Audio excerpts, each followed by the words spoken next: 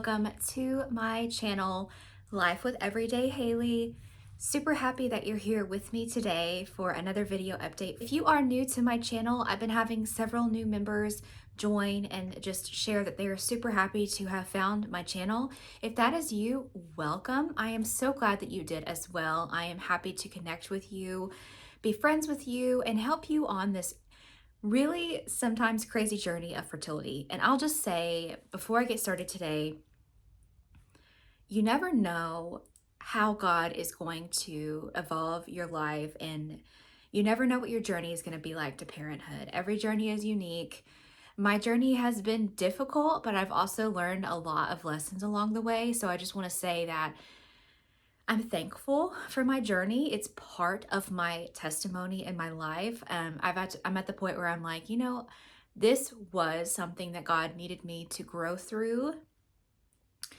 And I think a lot of us grow through our fertility journey. And I just want to give you a word of encouragement just to know that you're not alone. And someday when you do become a parent, what you've gone through to get there only makes you stronger, braver, more courageous, more resilient, and wise. And so that is why I'm thankful for this journey. But if you are on this journey, that's probably why you found my channel. And I just want to say, I'm glad you're here. So let's just get right into today's video. So before I just kick things off, all things PCOS, wanted to remind you where you can follow me. So I've had several people really enjoy finding me on YouTube and then following me in other platforms. So I just want to start off by saying I have a TikTok that I'm very active on. I try to share a lot of awareness, educational videos, shorter type videos about my journey, my diagnosis, about my pregnancy losses and all things. And I hope to be able to share more on my pregnancy experience as I navigate that journey. I'm also on a treatment journey in reproductive immunology. I haven't shared too much on that, but plan to share more in the future. And so follow me on TikTok. And also I do have an Instagram as well. And I do share fun videos about home item crafting. I do a lot of secondhand baby item finds. I've been, spending my time buying secondhand baby items and showing like what I find at garage sales and things, because I find that to be rewarding and filling and just fun to get prepared for me being a mom someday. So definitely follow me on TikTok if you'd like to connect and watch my video resources, and also Instagram. All right, so as we kick things off today, I have decided to do a video about my PCOS journey. My PCOS journey has been so unique to diagnosis, and also just how it's played a role in my fertility. And I have like a very unique case of PCOS, but it's important because I know I'm not alone. And I know that just because I don't have the very obvious, like some of the very obvious telltale symptoms and signs of PCOS, doesn't mean I don't have that condition. And there's just more people that I'm meeting that are like me, that maybe they do have a cycle, but they do have PCOS. So I hope that in this video today, I educate you on what my journey was like to diagnosis and why it was so difficult to even be diagnosed, and then how that impacts fertility, at least it has for me, and what we can remember about women with PCOS. So let's go back to when I was 19 years old. So that was what, 12 years ago, 11 years ago. Can't believe that. And I was 19 years old. So now I'm 30. So that's my timeline. I was having, all throughout high school, like I started my cycle when I was 10. That is so early to start your cycle. I do not wish that upon anyone, to start your cycle when you're like in 4th grade. I don't even know what grade I was in. That was so traumatic. I felt so ashamed. I remember feeling like all of like the hormones, and like my body didn't know how to process that. And it was just so uncomfortable and awkward. And I just remember not understanding what my cycle was. Like, I took a lot from that experience because I feel like when I have a daughter, I need to handle that situation differently than what my mom and dad did. No offense to them, but they did not handle it in a way that like related to me. And in fact, I kind of felt like isolated.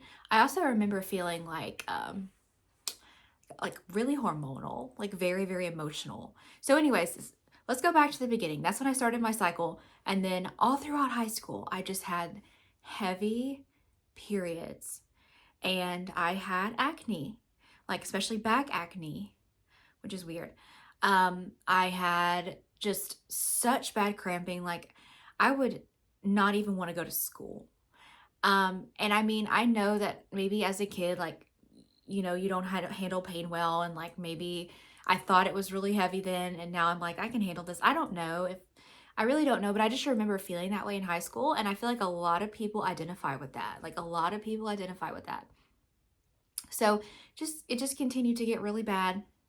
And then I was around the age of 19 and it was just pretty intense. And I just felt like I had been doing some research about PCOS and I just felt like that has to be me. Just with like my acne, like some like hair on my face, like my really heavy periods. That's what I thought it was. Now, at that time, I had never missed a period in my life.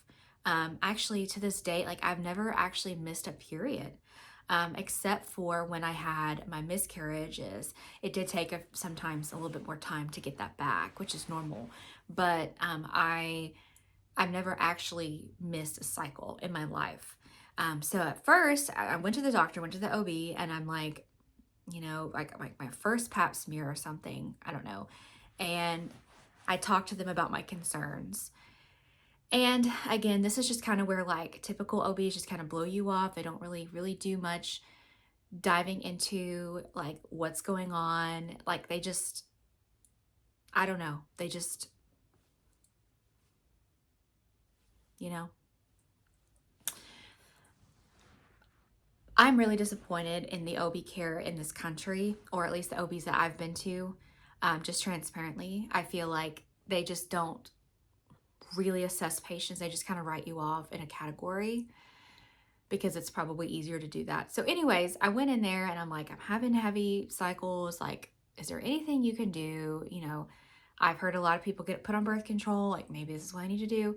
And so they did. They were like, we'll do some blood work on you and we'll look into it. So they did do some blood work, hormonal blood work, and we'll look into it and to see what's going on. Well, I wish I had been more educated on PCOS at the time. And now I know like a lot more information. But they just did like random hormonal labs on me. And I don't think I was like a certain point in my cycle. I also don't think I ever saw the results of those labs. Like I wish that I had those to look at. They just called me and said, your hormone results are consistent with PCOS. Now, in today's world, being a 30-year-old female and very aware of my reproductive health, I would be having those results. I would be asking questions about them, and I would be, researching myself to see what my hormone levels were doing. But at the time, I just said, okay, that was dumb of me. I wish I had more information. But with that being said, they were like, we'll put you on birth control. That's our typical treatment plan for someone with PCOS. They specifically said some of your hormones appear that you may have, levels appear that you may have PCOS. And I wish I'd asked more information. They simply said to me on the phone that that can cause issues with women, trying to conceive. But when I get to that point someday, that they can help me. Well, that is true for a lot of women with PCOS. You have issues conceiving because you don't have normal ovulation to be able to know when you ovulate and then go on to conceive. So the problem with women with PCOS is primarily just anovulation, not ovulating or not knowing when you ovulate, to be able to pinpoint that. And then, you don't have cycles if you don't ovulate. So the whole system is messed up. So that's a typical person with PCOS. Some other signs of PCOS, we'll get into that further on down in the conversation, but that's where I was.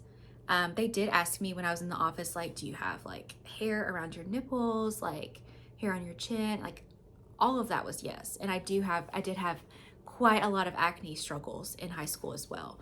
And now I realize I think it was related to the hormones.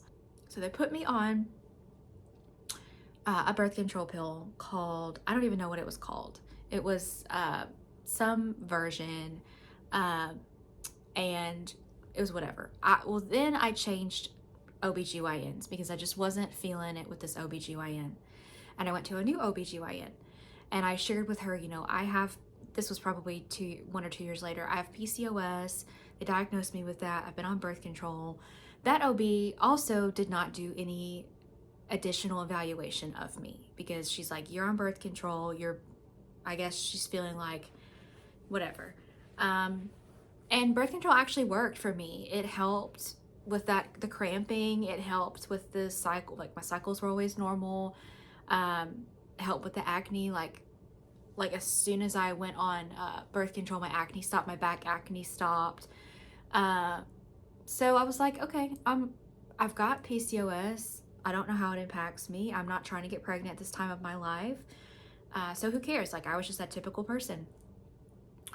And she did not do any additional blood work on me, which I think that they should. Like, if you're a woman with PCOS, I think that they should be checking your hormones periodically. Like, that's how I feel. Maybe when you're on birth control, you can't do that. I don't really know if like your hormone levels would be normal because you're on birth control. I don't know how that works. I'll just be transparent with you. But she did change me to a different birth control pill. And what she said was, and again, I should have asked more questions. I was like 21 or 22. She said, the birth control pill they put you on is not real great. It's not real strong. And I don't know what she meant by strong, whether that be like because of my PCOS, I need like a stronger support or what. She said, I'm going to put you on Sprintec. It's a stronger version, and it should help you.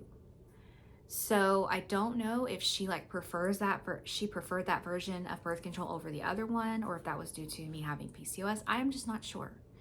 And again, I never saw the blood work. I'm kind of curious about trying to find that data, because I'm thinking, what was my blood work? Like, what were my hormone levels? Because now I can compare it to my hormone levels today. So let's keep going. So I was on birth control from 19 to 29. Again, a lot of this stuff doesn't really come up with people about PCOS until they are actively trying to conceive. And so that's what makes it kind of challenging, because you really need this information in a very critical time of your life of trying to conceive, and like, you don't always have it. Or you learn a lot in like a very critical time. So I'm sharing this video today because I want you to hear my story and try to learn from it and make sure that maybe it doesn't happen to you. Like, I'm not saying that I'm over here just like devastated about my journey, but I definitely feel like there were areas that things could have been handled differently and potentially avoided some of the problems that I've had. But again, your journey is filled with like ups and downs, and you only know what you know at the time. You can't blame yourself for what you don't know. And like, I just keep reminding myself of that. I came off birth control in like June of 2023. I was very nervous to come off of it. Again, had been on the oral birth control for, over 10 years, been married for 6 years, never had any pregnancy scares because I always took my medicine appropriately. And I will say that if you do have PCOS, birth control can really help you if you are not in your years of trying to conceive, because it kind of shuts your body down. It allows your hormones to like healthily reset, and it kind of preserves your body a little bit. It can actually be really beneficial to you. I mean, you hear bad things about coming off birth control. Like, you hear bad things about like, oh, it's gonna mess you up so bad. When you come off of it, you're not gonna regulate. That's actually not true, even for someone with PCOS. It can be difficult to come off of, but actually doctors will tell you that it's actually kind of a good thing to kind of keep your body in that state while you're not TTC when you have PCOS. So I'm actually glad that I did it, from what I've learned now, but I was worried about coming off of it, what would happen. So I had read across the board that when you come off of birth control, it takes about 6 months for your body to regulate. Don't be shocked if you can't get pregnant immediately. Your body needs to regulate. I had heard all of those things, so I was kind of prepared for whatever was going to happen. I came off of birth control and I started immediately having really difficult cycles, which was a really bad sign, like made me feel very bad about my reproductive health right away. And I'm still not exactly sure like if this was directly related to the birth control or if something else was going on. But my cycles at first were just very light. Felt like my body was just really trying to have a cycle but didn't know how to. I would have like intense like ovulation cramping and then PMSing from the moment of ovulation all the way until my cycle came. Like it almost just felt like something was off with my hormones, or like my body was just really struggling. Felt like it was fighting to do what it was supposed to do.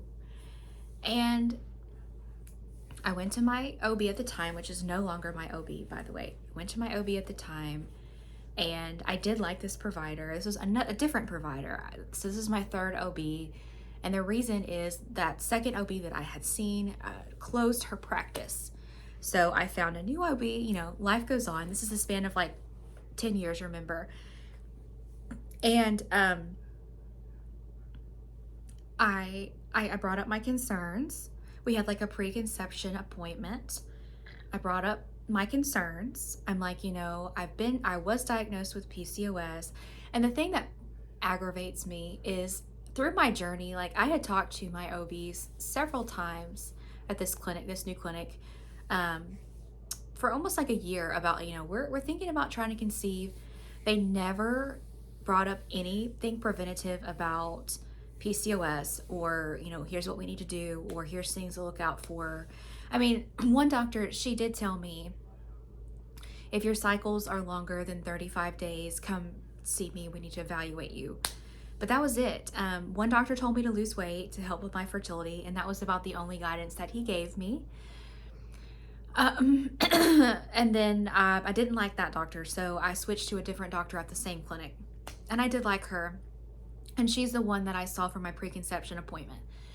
And I did like her up until the point where I felt like she let me down. And so then I switched again. So I just, you have to find a doctor that you feel like can support you and not let you down. So, and I do feel like I was let down. So I went in for my preconception appointment. I told them like what I've been dealing with and like the cramping and just feeling like my body is working in overdrive. And she was like, I do not think this is going to cause you issues conceiving. I do not think this is anything to worry about. I think your body's adjusting from coming off of the birth control pill. She's like, here's some prescription ibuprofen to help you with that pain, which I needed it. I was taking 800 milligrams of ibuprofen that she gave me, and I was still in pain. Like that was the level of the cramping that I was having. That can also be a big sign of PCOS, by the way. Just intense premenstrual cramping, a lot of spotting, and like just a lot of premenstrual type stuff. So I'm gonna try to share like common signs of PCOS with you guys so that like maybe you can pinpoint it, because like not everybody is anovulatory and not everybody does not have a cycle. So anyways, the doctor's like, leading to that, she's like, you have cycles. You've been tracking your cycles for a couple months just to get ready, and your cycle's like 30-day cycle. You're ovulating. You don't have, ovulation problems. I'm like, no. She's like, I do not think that, your PMS symptoms are anything related to PCOS. I don't think you should be concerned. She did not offer me any blood work. Like she could have done like a hormonal panel on me just to give me a peace of mind. There's no non-benefit of that. My insurance would have paid for that. But I trusted at that point of my journey, I was just blindly trusting my physicians because, you know, you do that. But at the same time, now, after being through this fertility journey for a long time, you have to advocate for yourself as a patient. And what I should have done is said, please run a hormone panel on me. Like, it is okay to ask your providers for things. And if they will not provide you with the care that you need, you can find additional care elsewhere. That's all I'll say in that sentence. But I should have said, I would really appreciate it if you would run a hormone panel on me at a certain point in my cycle, because there are things that they can do like that to look at your hormones. I mean, think about when I first got diagnosed. At least that doctor did that. And I know now, after being with a fertility clinic, that yes, they can look at your hormones whenever they want to. And then there are certain times of your cycle to look at those things.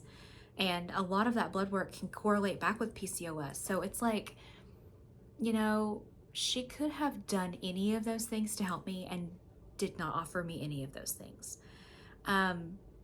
Is that disappointing to me? 1,000%. Because then my journey really got difficult and I felt left to dry. So after that appointment, like about the next month, I had a very early chemical pregnancy. Technically, you could call it that. I was like 5.5 weeks. You may have been able to see something on an ultrasound, but usually that early, they just kind of call it a chemical pregnancy, because oftentimes what that means is like you just can't really see much on an ultrasound. Really, the only thing a chemical pregnancy is a very early miscarriage. And I really don't even like the term chemical pregnancy because it just confuses people. And it just makes them not understand what that means. It basically just means you may not have been able to see that on an ultrasound. However, I was about 5.5 weeks. I will say my HCG levels were really, really low. So I do not think that that would have been seen on it. Like, you couldn't have seen anything. So here's what happened with that. And I do have a video on my channel about that specifically if you'd like to watch like what happened with that, that I posted like after it happened. But I had a chemical pregnancy, and what happened was I didn't know that I was pregnant. So oh, here comes, this is the journey. This is the journey. We had started trying in July. Did not expect to get pregnant so fast, but did. You just never know. And we were tracking ovulation and timing intercourse, so that's probably why I got pregnant so quickly. But I got pregnant in August of 2023. But I started having intense cramping right after I ovulated, and then it just would not go away. So I don't know if that was an ectopic pregnancy or if something just didn't implant correctly. I just remember my hormones just weren't where they needed to be. I feel like my body was just trying to miscarry, like, if that makes sense, because I just had intense cramping for like 2 weeks, and then it was around the time for my period to come. Then I got like but that's also the time that implantation bleeding can start. I got like really bad cramps, and then all of a sudden I started bleeding, and I bled for like 2 to 3 days. It was super, super light. And I thought, well, I guess that's just my period, because, you know, I'd been having light periods. I'm like, I guess that's just my period. I'm not pregnant. I didn't even take a pregnancy test because I was bleeding. And then actually the cramps subsided quite a lot when I bled. So then I'm like, okay, yeah, like that was just my period. Well, then a few days later, I continued to cramp, and I'm like, and I started feeling nauseous, and my boobs started hurting. And I'm just like, this is weird. I started having a weird taste in my mouth. And I'm like, so I pulled out an ovulation test, because at this point, I didn't know what was going on. I'm like, maybe I'm ovulating early in my cycle. Maybe I'm ovulating on like cycle day 6. Who knows? So I pulled out an ovulation test, and bam, it was positive. So then I'm like, what does that mean? So I Googled it, and it said, if you have a positive ovulation test, it can mean that you're also pregnant. So then I took a pregnancy test, and it was pregnant. So then I'm like, I just had a cycle and I'm pregnant. So I'm very confused. I'm like telling my husband, he's like so confused. Turns out I started bleeding pretty heavily the next day, and I was miscarrying. So I contacted my OB and I'm like, I am bleeding a lot. I'm feeling really sick, feeling very faint. I was going through a miscarriage. I didn't know it. Very early miscarriage. And my HCG level came back at like 81. So you have, that's very, very low, especially for 5.5 weeks. Definitely not something to not work out. Don't know if it implanted, don't know if it was in the tube. I just have zero idea. Um, and so I went back 2 days later and it went down to 61. So yes, it started going down, which is what you want. I mean, if your pregnancy is non-valid, you want your HCG to decrease so that your body passes that loss. I bled for like 6 days. It was like a really heavy period. It was painful, but it was okay. I mean, it's just like a heavy period. And my body bounced back super fast. Like those losses, they're horrible. They're very traumatic emotionally, but they're really quick and your body just processes. And I'm really proud of the body for doing that. So anyways, then I'm like, well, what was that? That was so painful. I was cramping the whole time. Like, what is going on with my body? I even messaged my doctor before I knew I was pregnant, just telling her like something is really wrong with me. Well, it turns out I was pregnant. So I can't explain what happened, but I have heard from other women that have had chemical pregnancies that have had like similar scenarios as me. So I don't know if like the intense cramping is like a normal thing. It just kind of sounds like there was something wrong with that pregnancy like very early, and my body was really trying to process it quickly, if that makes sense. I don't know. I did not have any sharp shooting pain or anything that makes me feel like it was ectopic, but it could have gotten stuck in the tube or something. I don't know. Okay. So then I called my doctor again. I tell her what happened. And she's like, we won't run any additional labs on you because you've only had one loss. And so we don't do that until 2. And respectfully, I just said, okay. I kind of had prepared for that from what I had researched online.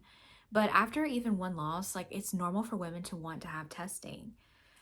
And I came to her because I'm like, something's not right. Like something's just not right with this cramping, all of this pain, this weird cycle symptoms. I've had a loss now. Like something's just not right. And I just knew, like, your body more than anyone. And I was so right. Like, it makes me so frustrated because we're not doctors and we're not supposed to have all the answers and we're not supposed to be the ones that raise questions. I feel like the doctor should. The doctor should hear the patient present their story, their symptoms, and advocate for us. So anyways, no other testing. However, she did run an HSG test on me because I had brought up the concern, like maybe it was ectopic. I actually was born with a genetic disorder, which you can view on my channel as well, that could potentially cause me to have a higher chance of an ectopic pregnancy, which we didn't know at the time. You never know it's just kind of like a case-by-case scenario. So I told her that, and I'm like, is it possible this was ectopic? And so she wanted me to go get an HSG done to make sure that my tubes were open and functioning. So I went and had that done. That was super painful. I have another video on my channel about that experience if you want to watch that. And that test like showed me actually your tubes are open and everything looks great. So I've had a positive report about my tubes. So we just don't know what happened with that, but there was no additional hormonal panel done, even though I was presenting with serious cramping, serious PMS symptoms, which are all, cycle issues, which are all signs of hormonal imbalance issues or things like that. But for whatever reason, her reasoning to me was because you ovulate and you have a normal healthy cycle length, I do not think you have PCOS. And I even brought up like the doctor from when I was younger that did hormone blood work on me and diagnosed me, put me on birth control. and they just completely ignored that and did no hormonal testing on me. So I do feel let down as a patient. I feel disappointed. So after that, I decided to shift away from that provider as well. Even though I liked that provider's personality, I felt let down. So she just said, keep trying. That's it. So we did, and I will say that after that, my cycles started becoming a little bit more healthy. The PMSing kind of calmed down, and I just started feeling like, okay, maybe my body is finally readjusted, from coming off birth control. And I started feeling more normal with my cycles. So then that was a big win for me. So we started trying to conceive again. We had to wait one cycle in November, and I ended up getting pregnant again in December. And that was pretty quick again. And this time things were completely opposite of the first time. So that's another factor of like your journey that's like hard to put the puzzle pieces together when things like are different. Like it's kind of nice because it showed me that like, oh, like my body did something different this time, but it's like, why did these two scenarios end up like in miscarriage, but like we're very different. The second time, I never had a cycle. My HCG was rising appropriately. They did blood work testing on me at 5 weeks, and it was going up. It was still kind of low, but it was still going up. It was still rising, and I never bled. I never had any cycle, any cramping. I did have like some implantation cramping, but like no bleeding. And with that one, I was supposed to go in for my 8.5-week appointment to check the baby, I had no intervention other than that. And I started cramping around like 8 weeks pregnant, and I was still feeling very nauseous, still throwing up, still feeling very pregnant, but just had some like sharp cramping pain. And it scared me. Like it woke me up in the middle of the night, and I just had like all this pain.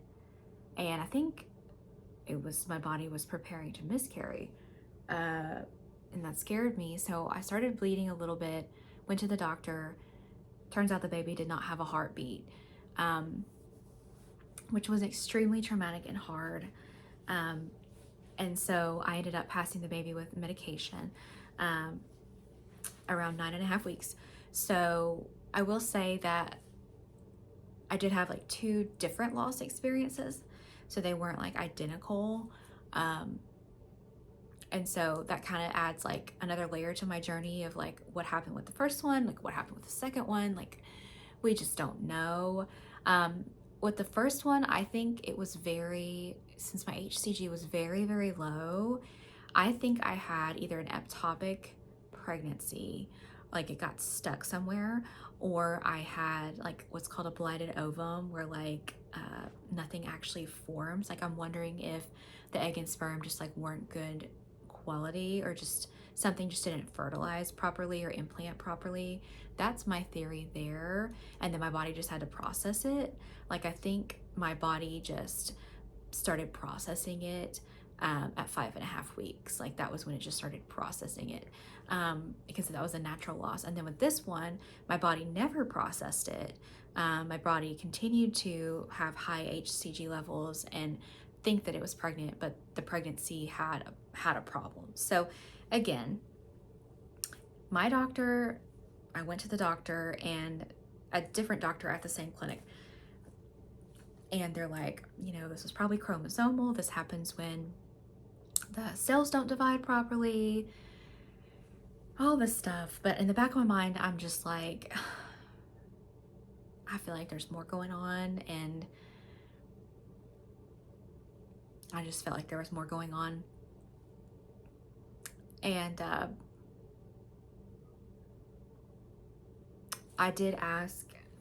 that point, I did ask the doctor for a recurrent pregnancy loss workup. They did like very minimal workup on me. So I just want to say like, yes, your OB will do like a recurrent pregnancy loss panel on you, but it is not going to be the depth of a fertility doctor doing that on you. I feel like I wasted my time with that panel. They didn't find anything. And so they just wrote me off and were like, you're fine.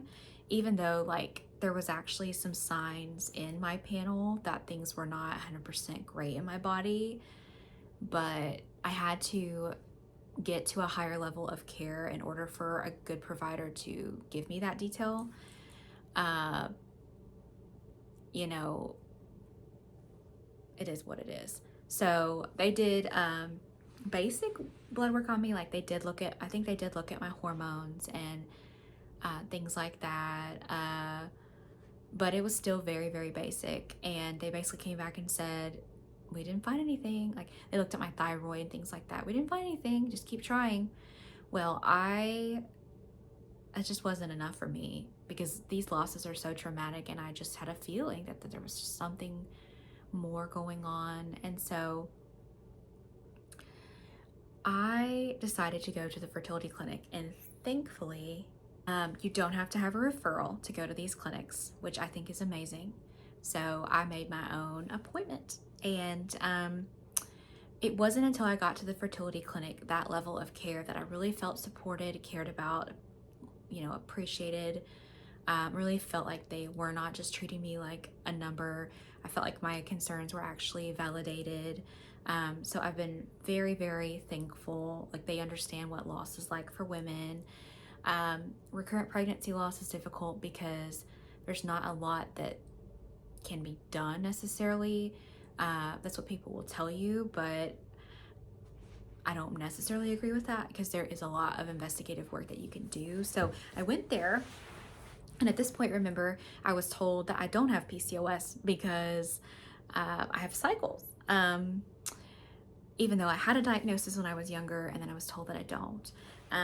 So I went to this clinic and I met with a provider, and I will say, this fertility clinic, and I will backtrack for a little bit, that with my last loss, on the ultrasound that confirmed that the baby did not have a heartbeat, the ultrasound radiologist or whatever wrote in the notes that there's string of pearls on my ovaries that are consistent with PCOS. And I think they wrote that because PCOS can be a sign of fertility health issues or can lead to miscarriage sometimes. And so I'm glad they wrote that, because that kind of gave me the report that I needed to get a PCOS diagnosis going. So I brought those reports and data to the fertility clinic, and it wasn't until that day that I truly felt heard, understood, and was able to be given like a PCOS diagnosis, which pretty much was given to me immediately. So she looked at my history. I told her everything that I was just telling you pretty much. And she's like, well, let's look at your ovaries. And she's like, wow, you do have the string of pearls. We talked about my PCOS symptoms. She's like, there's some more blood work I'd like to run on you, like hormones and AMH levels and things. And this will tell me for sure, what we're working with. I'll try to share here like some typical blood work that you can check, but it's usually like hormone levels. They check like my DHEAS, they checked my AMH levels, just some they did a typical fertility workup. It was way more advanced than what my OB did. So I just want to share that with you, that there's a lot more they can check. And I learned that when I got to this point. I'm like, oh, huh. So truthfully, if you are on a journey of infertility or loss, my biggest advice to you would be go straight to a reproductive endocrinologist at a fertility clinic. You are basically going to waste your time at an OB unless they are really skilled and a really, really good provider. And there are some out there, but just take my advice. Okay. And so through that, I did get a PCOS diagnosis. There are some different things that have to categorize you to have the diagnosis. I'll try to share if I can find a resource here, like the different criteria. You can also look that up. But for me, my symptoms were the high AMH. My AMH was over 14, and I'm 30, so that was pretty high. I have acne like quite often, randomly throughout my cycle, just a lot of PMS pain, cramping. I do have pretty intense cramping. I told you about the struggles that I had had. Um, the string of pearls on my ovaries. Um, Now, luckily, a lot of my blood work is okay. Like my testosterone levels, my progesterone levels, which I haven't had my progesterone tested in the luteal phase, but it's very possible that that could be a problem for me. Um, but most of my blood work was okay. Um, so, getting that PCOS diagnosis can be challenging. And then some of the blood work that is usually assigned for PCOS, mine was actually okay. So again, PCOS to me is like a spectrum. It can be really severe, it can be more mild, it can kind of shift throughout your life. Being on birth control for so long may have actually helped me because, like I shared with you in the beginning, they were seeing issues with my hormones. But now my hormones look okay. So it's like, yeah, and things can change. Like, I would recommend, like, hormone levels can change very quickly. So don't go that many months without getting that looked at again, if you're in this journey. So they diagnosed me with PCOS pretty much on the spot. I finally validated my concerns, which just made me feel like, okay, there's another piece of the puzzle that we have. And so we talked about, thankfully, I am ovulating on my own. However, when we go to conceive again, there's some things that can help me. So we talked about doing medicated cycle. Letrozole can help you form a healthy ovulation, hopefully a good egg. There's some supplements I've been implementing into my routine to help me along the way, which I'll get into in a minute. Progesterone after ovulation and then when you're pregnant can really help uh, with just maintaining that healthy environment and implantation. So there were things that we automatically knew that we could do to hopefully help me along the way. So if you do have PCOS, most women's problem is actually conceiving, but there can be other factors involved. Like for me, like conceiving was pretty easy, but miscarriage is my struggle. So it's just a puzzle to try to find like answers and like what works for your body. And I'm just one of those people that has such a unique PCOS story, but it's not that uncommon. And just because I'm not a typical PCOS patient doesn't mean I don't have PCOS.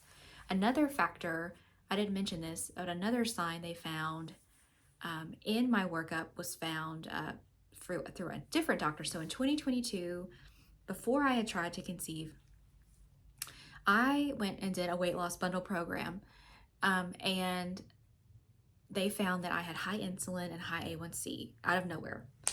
And I had brought up, I've got PCOS. Like, could this be related to insulin resistance? Because, I had that diagnosis and I was on birth control. And they're like, yes. So at that point, they're like, you should go talk to your doctor about PCOS. So that's kind of what led into a lot of this. And I had brought that up even to them that like, hey, my insulin levels are too high. What's this about? And they actually told me that there was no correlation between my body. The OB literally told me, I don't think that the high insulin is related to PCOS. And I'm like, I don't know how that provider came to that assumption. But through my last pregnancy, when I had my blood work done when I was pregnant, my insulin levels were too high again. And so one of the most important things for women like me that have insulin resistance, because I have insulin resistance as well, which also correlates with PCOS, is taking metformin. So my fertility clinic talked to me about, you need to be on metformin. We recommend, 1,500 to 2,000 a day milligrams for patients like with PCOS. And there's many reasons why. And I completely support all of them. And so I got on metformin finally. It took me a while to build up to that. But my insulin is regulated, my A1C is regulated, and all levels are super healthy now. And honestly, I've seen a lot of improvement in my cycle since being on metformin. And I've lost weight. I just feel better. I've just seen a lot of benefits from metformin. So, yeah, insulin being too high, or just like I would go in for like fasting blood work and it just wouldn't be as low as it should be, is a big sign. And insulin resistance PCOS is a real thing. So there was just like little puzzle pieces all around, and I just did not have a doctor that would put them together. And I finally received that at my fertility clinic. And then moving forward, I have another doctor that I see called a reproductive immunologist. And he is very much convinced from my blood work and levels that I have PCOS. He seems to be very, he's targeting a lot of that PCOS. He actually bumped up my metformin to 2,000 a day. I was on 1,500, he bumped it up to 2,000 a day. He's got me on something called Ovasitol, which is a supplement for PCOS.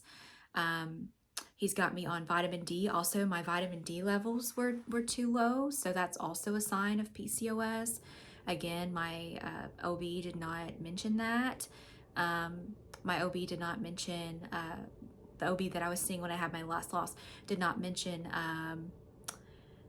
my vitamin D being low. She did not mention my insulin, like that was high, that was a problem. Like, didn't mention any of it.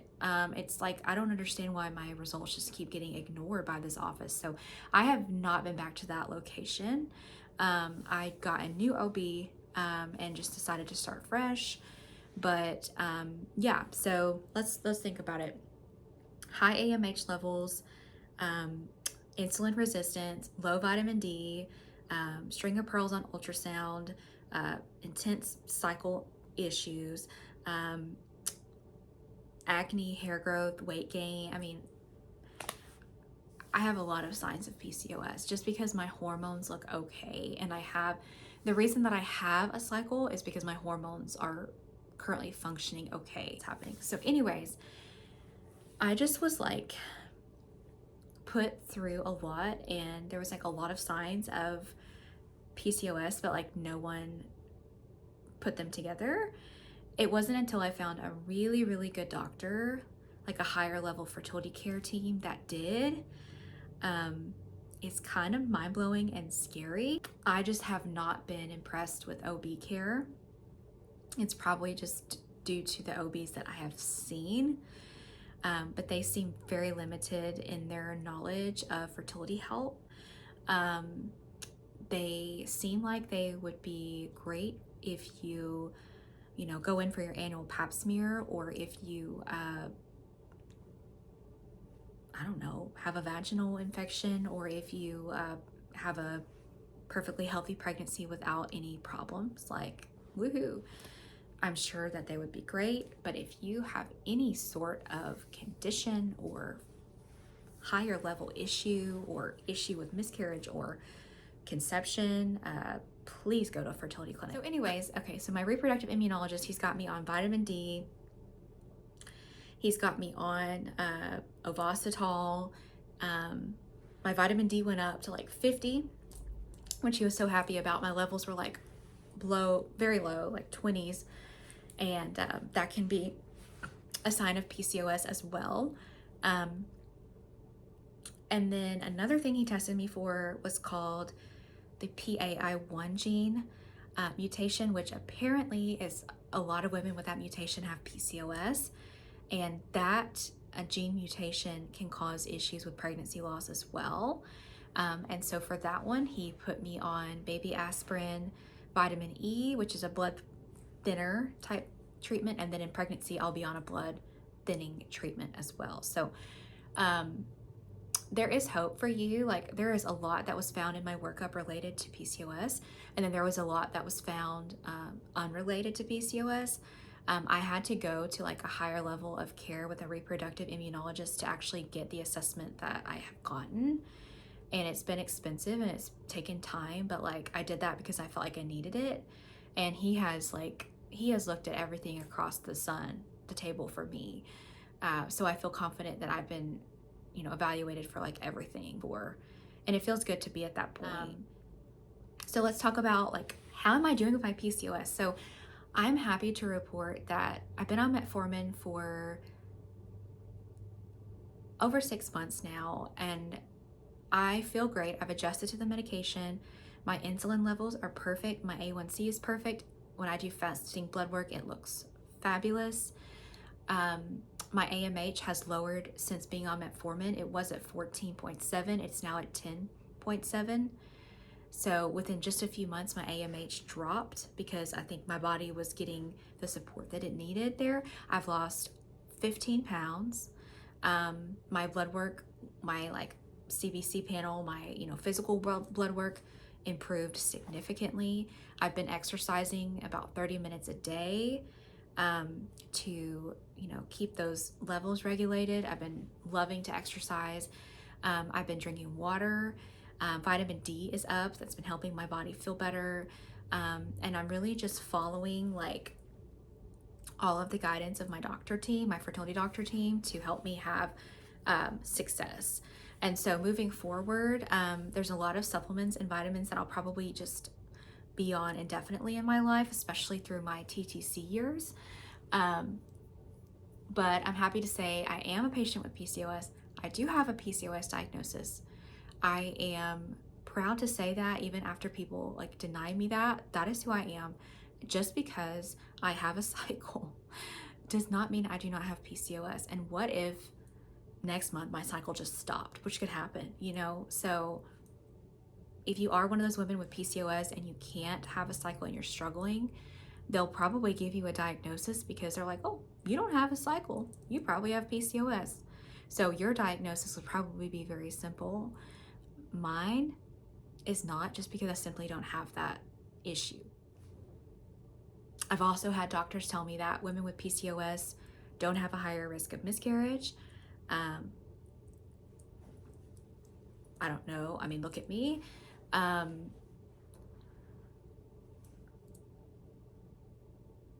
I've also had some doctors say, supplementing with progesterone doesn't help in pregnancy. I've had friends that I know, I have 2 friends, actually 3. I have 3 friends that struggles with recurrent loss. Do they have PCOS? I can't answer that. But each of them started supplementing with progesterone and then had a successful pregnancy. So when you hear, oh, supplementing won't really help, I don't know if I believe that. And baby aspirin can also help a lot as well. Okay, so moving forward, I feel good about my PCOS. My cycles are about 29-day length. I ovulate on cycle day 15 every month. I've got a really good healthy ovulation going. My Ovasitol helps, my vitamins help. Some other supplements I'm on just to kind of help with everything are CoQ10 for egg quality, NAC for like inflammation and implantation support. I'm on a prenatal, I'm on a probiotic. So I've got a really good supplement routine that's going, that I'm hoping like just helps me have success, helps with that egg quality. I'm doing what I can. We will definitely do like a medicated cycle when we start trying to conceive again, so that hopefully my body can have like a really healthy ovulation and get pregnant quickly, and then we can supplement with the progesterone and the different blood thinner and things that I need in pregnancy to like keep me going. That's the goal. So I hope you've enjoyed me sharing my very honest, transparent journey of PCOS diagnosis. It took me 30 years and 2 miscarriages to truly be taken seriously as someone with PCOS. And there's even some doctors that probably would still try to argue that I don't have PCOS. I'm glad that I am with two providers that respect that about me and like acknowledge that about me, because it's really hard when and then doctors like, no, you don't have that. It's like, what in the world is, I quite frankly am speechless and do not understand. I think, like I said, I think PCOS can be a spectrum. I think most all diseases can be a spectrum. You can have severe disease or not as severe disease. You know, not every patient is going to be the same. And I just hope that this video has given you some hope.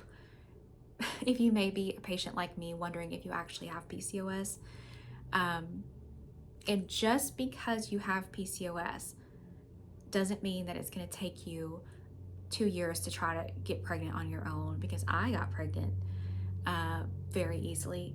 And you know, you can still have cycles, and a lot of the supplements and metformin and things that you implement, or even like a medicated cycle, can really help your body get back to that ovulation and actually conceive. And then yeah, just don't forget to ask about like progesterone support and things like that.